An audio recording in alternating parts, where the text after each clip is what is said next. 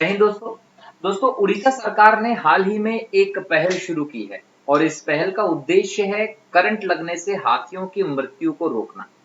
तो हाथियों की करंट से होने वाली मृत्यु को रोकने के लिए जो उड़ीसा सरकार के द्वारा एक पहल शुरू की गई है, उसमें इन्होंने विद्युत नेटवर्क की ग्राउंड क्लियरेंस को बढ़ाने और हाथी गलियारों तथा उनके आवाजाही क्षेत्रों में तारों को बदलने के लिए जो विद्युत वितरण कंपनियां हैं उनको 445.75 करोड़ रुपए आवंटित किए हैं।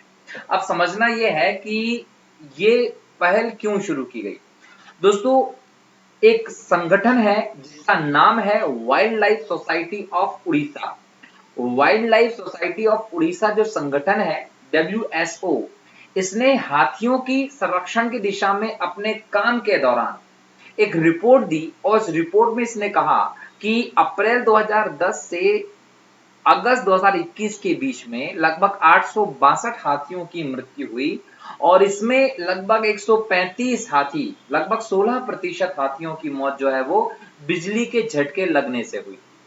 तो इस चीजों को लेकर, इस रिपोर्ट को लेकर चिंता व्यक्त की गई और अपनी इस चिंता में उड़ीसा सरकार ने इस पहल को शुरू किया है कि हाथियों की मौत जो है वो करंट से ना हो और उनको बचाया जा सके। यही इस पहल का उद्देश्य है। जानकार ये भी कहते हैं कि यदि बिजली वितरण कंपनियां जो है वो आवश्यक सुरक्षा उपकरण इंस्टॉल कर दें तो हाथियों को बिजली के झटकों से बचाया जा सकता है। तो इस पहल का मुख्य उद्देश्य यही है कि बिजली के झटके लगने से हाथियों को बचाया जा सके। लेकिन दोस्तों, जब हाथी का टॉपिक करंट में चल ही रहा है तो हम इसके बारे में और जानकारियां लेते हैं। याद रखना है कि हाथी जो है वो एक उष्ण कटिबंधीय जानवर है जो गर्म प्रदेशों में, उष्ण कटिबंधीय प्रदेशों में जहां बड़ी घासें होती है वहां मिलता है। हाथी जो है उसकी अगर सामान्य आयु की आप बात करें तो 70 वर्ष इसकी सामान्य आयु होती है और ये हाथी प्रायः झुंड में रहता है, एक सामाजिक प्राणी के तौर पर झुंड में रहता है। हाँ, जनरली ये देखा जाता है कि मादा हाथी अगर होती है तो वो झुंड में ज्यादा दिखाई पड़ती है, नर हाथी जो होता है वो प्रायः अकेला दिखता है। हाथी जो है वो एक बहुत ही संवेदनशील प्राणी होता है, भावात्मक प्राणी होता है और सबसे बुद्धिमान प्राणी के तौर पर इसको माना जाता है।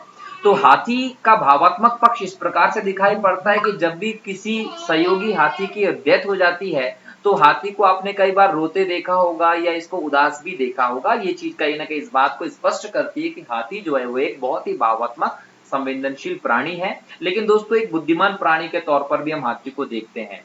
ये अपने स्पर्श से, गंध से, दृष्टि से या ध्वनि से संवाद करते हैं। इनके संवाद के तरीके ये होते हैं। क्लियर? तो इस प्रकार से ये संवाद करते हैं। ठीक है दोस्तों। अच्छा, अगर हम हाथियों के बारे में और जानकारी लें तो पूरी दुनिया में हमें 3 प्रकार के हाथी दिखाई पड़ते हैं। कितने प्रकार के? दुनिया में हमको 3 प्रकार के हाथी देखने को मिलते हैं। अब 3 प्रकार के हाथी की प्रजाति में कौन कौन सी प्रजाति है दोस्तों? तो ये चित्र मैंने बताया हुआ, इस चित्र के माध्यम से आप हाथियों की प्रजाति में भेद देख सकते हैं। ये जो हाथी है जिसका आकार आपको छोटा दिख रहा है, ये हाथी होता है दोस्तों एशियन हाथी।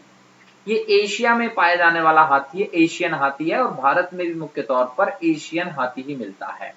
यहाँ ये 2 हाथी जो हैं, इन 2 हाथियों में एक हाथी ऐसा है जो अफ्रीका के वनों में मिलने वाला हाथी होता है, जो अफ्रीका के वन क्षेत्रों में मिलता है। ठीक है, इसके दांत आप देख सकते हैं, इसके आकार आप देख सकते हैं, बहुत बड़े दांत है, बहुत बड़ा आकार है। और ये दूसरा जो हाथी है दोस्तों, ये भी अफ्रीका का ही हाथी है जिसको हम अफ्रीकन बुश एलिफेंट कहते हैं। तो अफ्रीकन बुश एलिफेंट जो है ये भी अफ्रीका में ही मिलता है और ये अफ्रीकन फॉरेस्ट एलिफेंट है और ये एक एशियन एलिफेंट है। तो ये तीनों हाथी जो है ये इनकी प्रजातियां हैं और भारत के संदर्भ में अगर बात करें तो भारत में एशियन एलिफेंट मिलता है। लेकिन दोस्तों, यहाँ पर समस्या ये है कि हाथी जो है हमारे भारत में, इसकी संख्या में हमें निरंतर गिरावट देखने को मिल रही है। क्लियर? इसकी अगर हम संख्या की बात करें, गणना की बात करें तो हर 5 साल में इसकी गणना देखने को मिलती है। 2012 में इसकी गणना हुई थी, उसकी तुलना अगर हम 2017 की हाथी की जनगणना के आंकड़ों से करें तो हमें निश्चित तौर पर इसमें गिरावट देखने को मिलेगी।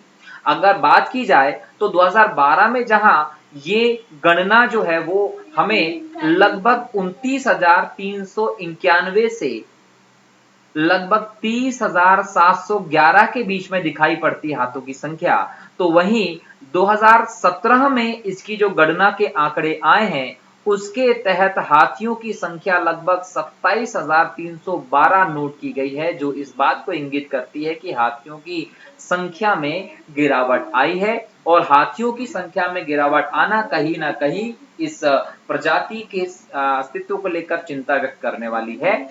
धरती पे मौजूद सबसे बड़ा प्राणी होता है हाथी, है ना, जो लैंड एरिया स्थल जो है, स्थल का सबसे बड़ा प्राणी है हाथी, जिसकी संख्या निरंतर भारत में गिरती चली जा रही है। दोस्तों, ये संख्या गिर रही है, लेकिन अगर हम इस रिपोर्ट के और आंकड़ों की बात करें तो भारत में सबसे ज्यादा हाथी जो है वो कर्नाटक राज्य में है। याद रखिएगा कि कर्नाटक राज्य में सबसे ज्यादा हाथी है हमारे देश में। कर्नाटक के बाद नाम आता है असम का, और असम के बाद नाम आता है केरल का। तो ये 3 बड़े राज्य हैं भारत के जहां पर हाथियों की संख्या सर्वाधिक है। कर्नाटक, आप याद रखिएगा कि कर्नाटक ऐसा राज्य है जहां पर हाथियों की संख्या सर्वाधिक है। लगभग 6,049 हाथी यहां पर देखे गए हैं आंकड़ों में। ठीक है। अच्छा, अगर पर्टिकुलर कोई नेशनल पार्क की बात कर ले दोस्तों, तो असम का जो मानस नेशनल पार्क है, यहाँ पर हाथी बहुत ज्यादा मात्रा में मिलते हैं। अब हाथियों की जनसंख्या में कमी लगातार देखने को मिल रही है, तो इस कमी के कारण क्या हो सकते हैं वो भी हमको देखना पड़ेगा। देखो, एक कारण तो हमने देख लिया कि बिजली के तारों के कारण कहीं ना कहीं उनको करंट लग जाता है, तो बिजली के करंट के कारण इनकी डेथ हुई है। कुछ कारण में हम देखते हैं कि जो सड़क दुर्घटनाएं होती है, रेलवे दुर्घटनाओं में हाथी जो होते हैं चपेट में आ जाते हैं, इसके कारण जो है वो हाथियों की संख्या में कमी आई। लेकिन दोस्तों, ये जो कारण है, इनसे अलग सबसे बड़ा कारण है हाथियों का अवैध शिकार। हाथियों का अवैध शिकार होता है, और इस अवैध शिकार के कारण बहुत बड़ी मात्रा में हाथी जो है उनकी संख्या में आपको कमी देखने को मिल रही है। अब समस्या ये है कि इतने विशाल जानवर का शिकार क्यों किया जाता है? तो दोस्तों, इनका शिकार करना सबसे महत्वपूर्ण कारण है दांत। हाथी के दांतों के लिए इनका शिकार किया जाता है। अगर देखा जाए तो पूरे विदेशी बाजार में हाथी के दांतों की बहुत ज्यादा मांग होती है, और इसका फायदा उठाने के लिए जो शिकारी हैं वो अवैध रूप से हाथी का शिकार करते हैं, क्योंकि इसके दांतों को वो निकाल के बेच सकें। इनके दांतों का इस्तेमाल साज सजावट की चीजों के लिए किया जाता है ना, साज के लिए या सजावट की जो भी वस्तुएं होती हैं उनको बनाने में किया जाता है। इसके अलावा कई शक्तिवर्धक दवाएं जो होती हैं, याद रखिएगा, शक्तिवर्धक दवाएं जो होती हैं, उन दवाओं को बनाने के लिए भी हाथी के दांतों का प्रयोग किया जाता है। इसलिए हाथी का दांत जो होता है उसकी मांग बहुत है। लेकिन मांग ज्यादा होने के साथ साथ हाथी के दांत की कीमत भी बहुत है। दोस्तों, अंतरराष्ट्रीय बाजार में हाथी दांत की कीमत लगभग $1500 के आसपास है। अगर इसको रुपयों में देखा जाए तो लगभग हम 1 लाख रुपए के आसपास इसको मान सकते हैं, कितना ज्यादा हाथी के दांत की कीमत होती है, और इसी कीमत के कारण इसका अवैध शिकार होता है, इसको बेचा जाता है।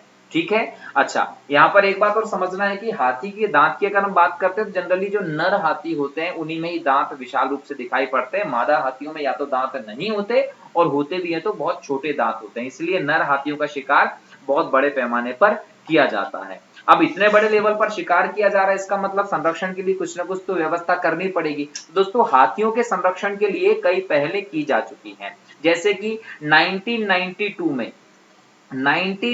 में इनके संरक्षण के लिए प्रोजेक्ट एलिफेंट हाथी परियोजना, याद रखिएगा, हाथी परियोजना जो है वो भारत सरकार चला रही है, जिसके तहत हाथियों के क्षेत्र को संरक्षित रखने का काम किया जाता है। इनके प्राकृतिक आवासों को संरक्षित रखने पर बल दिया जा रहा है। इसके अलावा हाथियों के संरक्षण को बढ़ावा देने के लिए 2010 में हाथी को भारत में राष्ट्रीय विरासत पशु भी घोषित किया गया है। तो राष्ट्रीय विरासत पशु भी हाथी को घोषित किया गया है, ये भी आप लोग ध्यान रखेंगे। कब घोषित किया गया? 2010 में घोषित किया गया है। इसके अलावा दोस्तों, हाथियों के संरक्षण को बढ़ावा देने के लिए, इनको लेकर जागरूकता फैलाने के लिए वैश्विक स्तर पर 12 अगस्त को, ये भी याद रखिएगा, हर साल 12 अगस्त को विश्व हाथी दिवस भी सेलिब्रेट किया जाता है। तो हाथियों के संरक्षण के लिए सारे काम जो है वो किए जा रहे हैं। इसके अलावा उड़ीसा सरकार की जो वर्तमान मुहिम है उसके बारे में भी मैंने आप लोगों को बताया है कि किस प्रकार उड़ीसा सरकार ने करंट से बचाने के लिए हाथियों को लेकर एक पहल शुरू की है। जरूरत यह है कि हाथियों के विशाल संरक्षण के लिए कहीं ना कहीं गलियारे बनाए जाएं, इनके आवासों को संरक्षित किया जाए, बिजली के करंट से इनको बचाया जाए। ठीक है, ताकि विभिन्न दुर्घटनाओं के चलते ये बचें। इसके अलावा जो भारत का वन्यजीव प्रोटेक्शन अधिनियम है उसके तहत भी अगर कोई व्यक्ति अवैध शिकार में पकड़ा जाता है तो उसको एक दंडनीय अपराध माना गया है। तो ये सभी पहलें हाथियों के संरक्षण के लिए की जा रही है, बस जरूरत है कि इसको और कठोरता के साथ कार्यान्वित किया जाए ताकि स्थल का ये सबसे बड़े जीव को बचाया जा सके, क्योंकि कहीं न कहीं जैव विविधता में और पारिस्थितिकी संतुलन में इसका बहुत ही महत्वपूर्ण योगदान रहा है दोस्तों। तो आज के इस लेक्चर में हमने हाथी के विषय में और उड़ीसा सरकार की पहल के बारे में बात किया। आशा करता हूँ कि आपको प्रॉपर समझ में आया होगा और आपने इस डेटा को नोट कर लिया होगा, क्योंकि यूपीएससी, एमपीपीएससी जिस परीक्षाओं में या व्यापम एसएससी हो, ऐसी परीक्षाओं में करंट अफेयर की बात करें या फैक्चुअल जानकारी इस प्रकार से पूछी जा सकती है। क्लियर दोस्तों? और वीडियो को अगर आप पसंद कर रहे हैं तो लाइक शेयर करना मत भूलिएगा, क्योंकि इस कंटेंट को तैयार करने में मुझे और मेरी टीम को बहुत मेहनत करनी पड़ती है और आपका एक लाइक, आपका शेयर कहीं न कहीं हमें इस चीज को और बेहतर करने की तरफ मोटिवेट करेगा। दोस्तों आज के लेक्चर में इतना ही, मिलता हूँ अगले लेक्चर में अगले टॉपिक के साथ, तब तक के लिए बहुत बहुत शुक्रिया। जय हिंद, जय भारत, वंदे मातरम।